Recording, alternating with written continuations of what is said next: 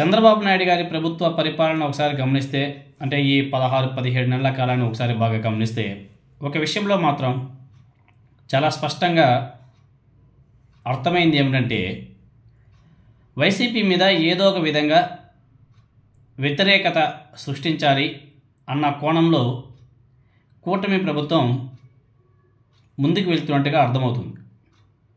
అందరూ కూడా కామెంట్ చేస్తున్నారు.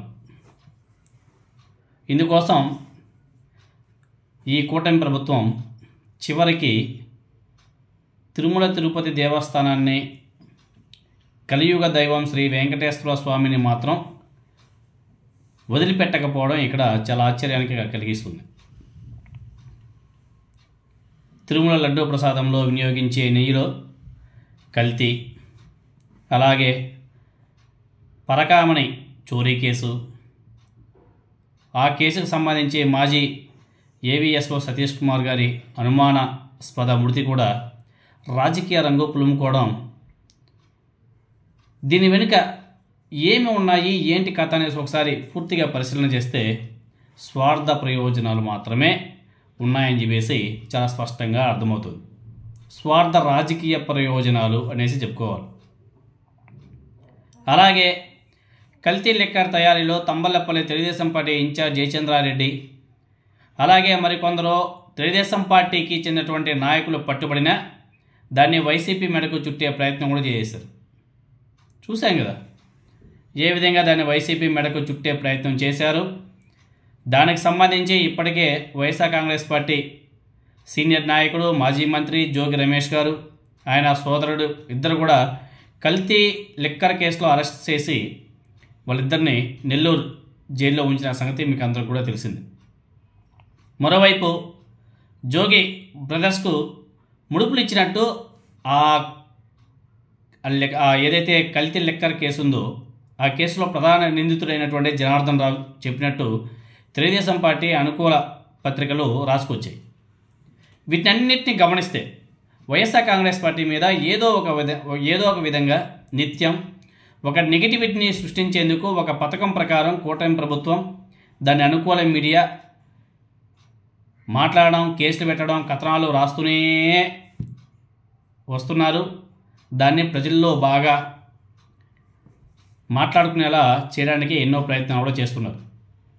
అంటే ఈ కూటమి ప్రభుత్వం ఈ 16-17 నెలల కాలంలో ఏపీకి చేసింది పెద్ద గుండు సున్నా,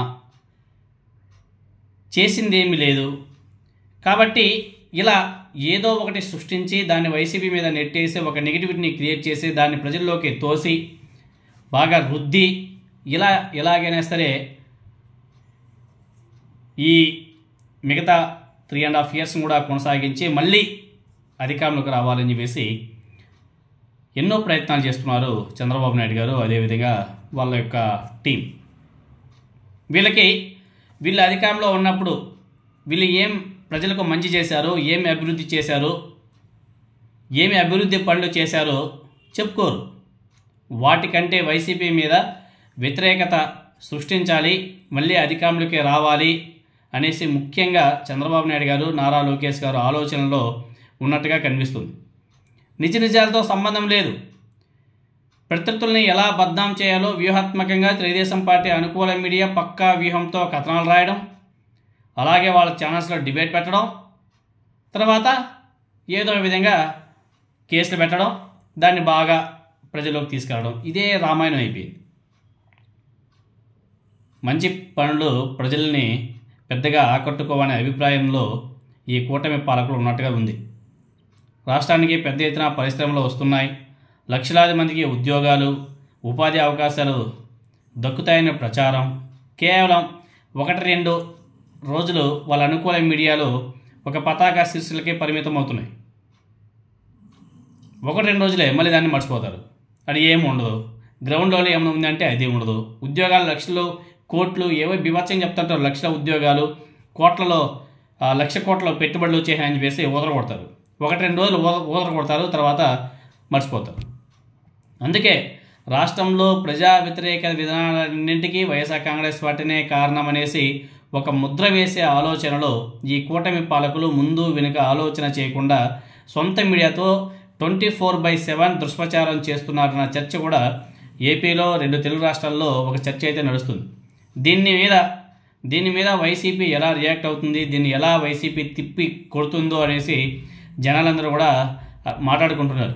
తమ మీద సాగుతున్నటువంటి విష ప్రచారాన్ని తిప్పికొట్టడం మీదే వైఎస్ఆర్ కాంగ్రెస్ పార్టీ భవిష్యత్తు ఆధారపడి ఉంటుందనేసి చాలామంది మాట్లాడుకుంటున్నారు. మరి వైసీపీ ఏ విధంగా దీన్ని తిప్పికొడుతుందో చూడాలి.